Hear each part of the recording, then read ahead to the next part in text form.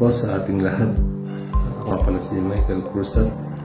Habang nandito ako sa Pilipinas, isang pangyayari ang hindi ko inaasahan. Na-aksidente ako at naputol yung maliit na buto sa kaliwang paa ko. At kung tawagin ay fibula.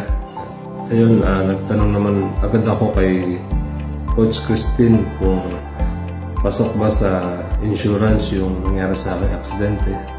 At hindi naman siya nagdalawang isip na lumapit agad sa admin office.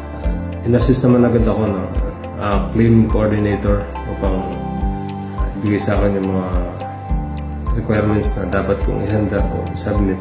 Kaya sobrang thank you sa mga tumulong. Sa Orbix Victus International, thank you sa inyo. Ito, hawak ko na yung cheque mula kay Stronghold.